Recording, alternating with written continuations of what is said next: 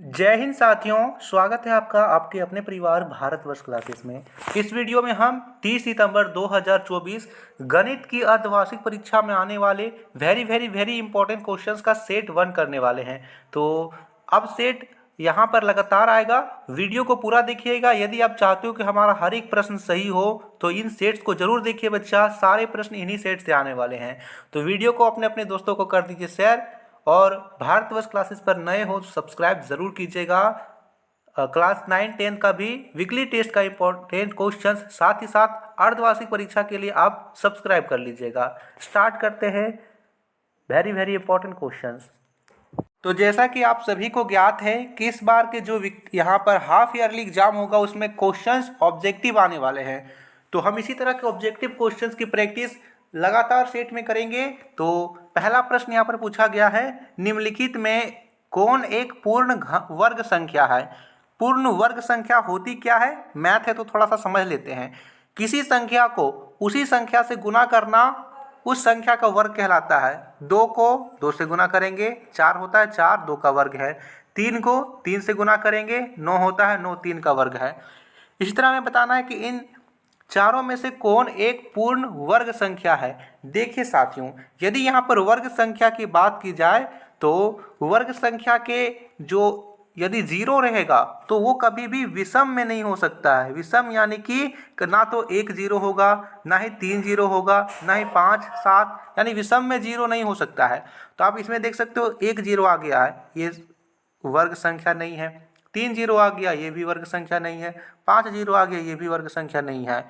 चूंकि वर्ग संख्या का क्या है कि अंत में 2 0 होना चाहिए, 4 0 होना चाहिए, 6 0 होना चाहिए। इसमें से कुछ नहीं है तो हम सीधे चले जाएंगे 1 में। 1 को 1 से गुना करते हैं तो 1 होता है, 1 का वर्ग 1 ही होगा, सही उत्तर ए होगा। अगला प्रश्न है, एक पूर्ण वर्ग संख्या में इकाई के स्थान पर निम्न में कौन सा अंक हो सकता है। यहाँ पर विकल्प दे रखा है 2 3 6 7। इस प्रश्न को याद नहीं करना है, समझना है। यदि मैं कहूँ कि 1 का वर्ग क्या होता है 1, 2 का वर्ग 4, 3 का 9, 4 का 16 होता है। 16 का इकाई अंक 6 है तो 6 लेते हैं। यहाँ पर 5 का वर्ग 25 होता है, इकाई का अंक 5 होगा।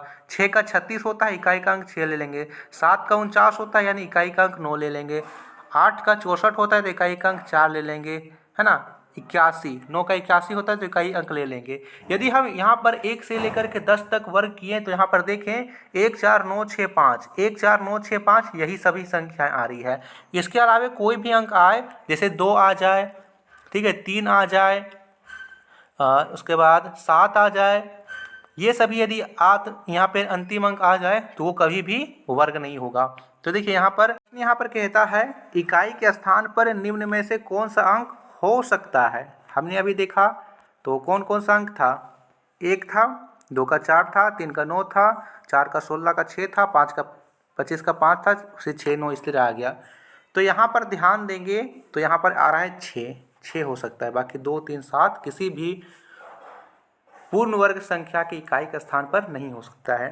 तीसरा प्रश्न है, एक पूर्ण वर्ग संख्या में इकाई के स्थान पर निम्न में से कौन सा अंक नहीं हो सकता है। प्रश्न को ध्यान से पढ़ना है, इसमें दे रखा है नहीं हो सकता है।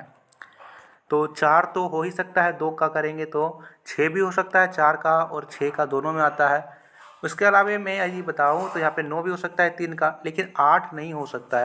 तो फिर तीसरा प्रश्न कहता है निम्नलिखित में से कौन पूर्ण संख्या नहीं है।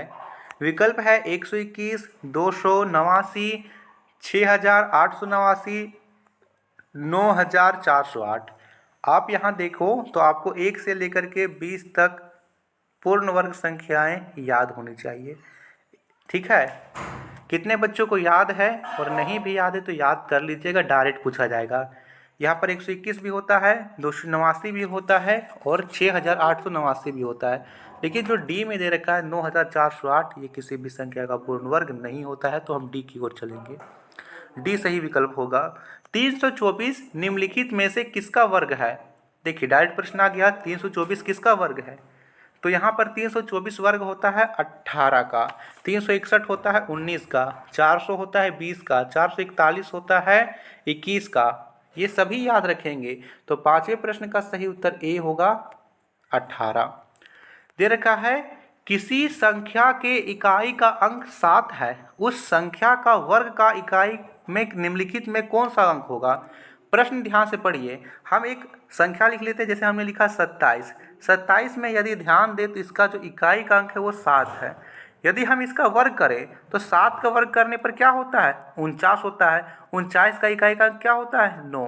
तो हमें यही पूछ रखा है कि इसका इकाई का अंक 7 है, उस संख्या का वर्ग करने पर इकाई का अंक क्या होगा। इकाई का अंक कुछ भी हो, अंक संख्या कुछ भी हो, लेकिन इकाई का अंक यहाँ पर हमेशा 9 होगा। 9 विकल्प संख्या सी की ओर चलेंगे। एक वर्गाकार कार्डबोर्ड का क्षेत्रफल 196 वर्ग इकाई है, उस कार्डबोर्ड की प्रत्येक भुजा की लंबाई क्या होगी। यहाँ पर वर्गाकार कार्डबोर्ड का अर्थ क्या हुआ, जिसके सभी भुजाओं की लंबाई बराबर हो। वर्ग का क्षेत्रफल होता है भुजा गुने भुजा। हमें दे रखा है वर्ग का क्षेत्रफल 196 है, तो हम यहाँ पर लिख सकते हैं भुजा स्क्वायर बराबर 196। अब यहाँ से स्क्वायर हटेगा तो इधर रूट लग जाएगा, 196 रूट में आ गया। अब बताइए 196 का वर्गमूल क्या होता है। डायरेक्ट प्रश्न यही था आपसे कि आपको 196 का वर्गमूल बताना है। तो सही उत्तर क्या होगा, सही उत्तर होगा 14। अब 14 यहाँ पर कौन सा, वर्ग इकाई, वर्ग सेंटीमीटर, सेंटीमीटर या इकाई। तो यहाँ वर्ग इकाई दे रखा है, वर्ग तो हट गया, सिर्फ इकाई बचा, तो 14 इकाई विकल्प संख्या डी की ओर जाएंगे। यदि वर्ग सेंटीमीटर बोलता तो हम 14 सेंटीमीटर में जाते। वर्ग तो होगा ही नहीं क्योंकि ये इकाई में होगा, या तो सेंटीमीटर या फिर इकाई। दे रखा है 8वां प्रश्न, प्रथम n विषम संख्याओं का योग होगा। यहाँ पर दे रखा है n स्क्वायर, 2n, 2n+1 या n 2-1। तो प्रथम n विषम संख्या का जो योग है वो n स्क्वायर होगा, यानी 1+2, 1+3+5। इसका आप जोड़ोगे तो 5, 3, 8 और 1, 9। जोड़े से अच्छा है कि आप गिन लो कितनी विषम संख्या है, 3 है, 3 का वर्ग कर दोगे तो सीधा आएगा 9। इस प्रकार से इस सूत्र से बनता है। 8वां प्रश्न का उत्तर यही था। आपको समझ में आ रहा है, बहुत बढ़िया। इसी तरह से आप सभी सेट को देख लोगे, जितना भी मैं सेट करवाऊंगा तो आपका सभी मैथ में तो पूरे में से पूरे यानी 100% रिजल्ट की गारंटी मैं देता हूं यदि आप सभी सेट को देख लिए। देता है प्रथम 5 विषम संख्याओं का योग होगा। अभी हमने देखा विषम संख्या का योग कितना होता है, n स्क्वायर। विषम संख्या कितनी है, 5, तो 5 का वर्ग कर दीजिए, सीधा कितना आ जाएगा, 25। 25 विकल्प संख्या बी में दे रखा है। अगला प्रश्न, 3 का वर्ग, 3 स्क्वायर और 4 स्क्वायर के बीच कितनी प्राकृत संख्याएं होती है। 3 का स्क्वायर 9 होता है, 4 का स्क्वायर 16 होता है। 10 से लेकर 15 तक गिनिए, 10, 11, 12, 13, 14, 15, 6 आ गया। 16 को नहीं गिनना है, 9 को नहीं गिनना है, 6 हो गया। 6 विकल्प संख्या बी में दे रखा है, तो हम किसकी ओर जाएंगे, बी की ओर। 10वें का ऑप्शन नंबर बी हो जाएगा। 11वां प्रश्न, निम्नलिखित में कौन वर्ग संख्या नहीं है। देखिए 121 11 को होता है, इसमें 1, 2, 3 तक गया है तो 1, 2, 3 तक जाएंगे, 111 का होता है। इसमें 4 तक गया है तो 1, 2, 3, 4 तक जाएंगे, 1111 का होता है। 12, 34, 321, लेकिन 12 किसी भी संख्या का वर्ग नहीं होता है, तो संख्या ए हो जाएगा। 12वां प्रश्न, निम्नलिखित में किस वर्ग संख्या की इकाई का अंक 1 होगा।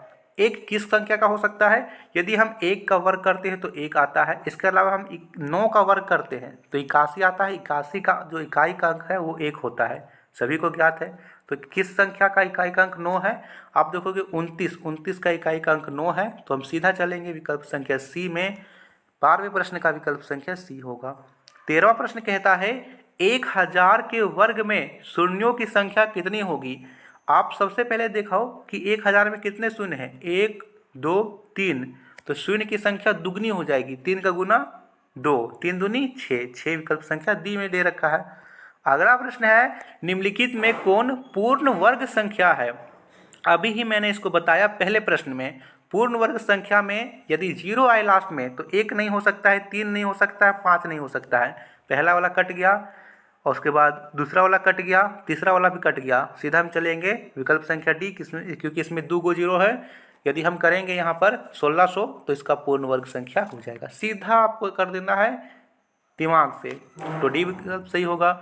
अगला प्रश्न है 441 एवं 484 के बीच कितने पूर्ण वर्ग संख्याएं हैं। यदि हम 441 को देखें तो ये होता है 21 का वर्ग। किसका होता है? 21 का। और 484 देखें तो ये 22 का। 21 और 22 इसके बीच कुछ है ही नहीं, तो शून्य होगा। अगला प्रश्न एक बहुत ही जबरदस्त सा है, दिमाग वाला प्रश्न है। 1 का वर्ग 1, 11 का वर्ग 121, 111 का वर्ग 12, 321 है। इसी पैटर्न के आधार पर 1111 का वर्ग निकालिए। देखिए प्रश्न बहुत ही आसान है।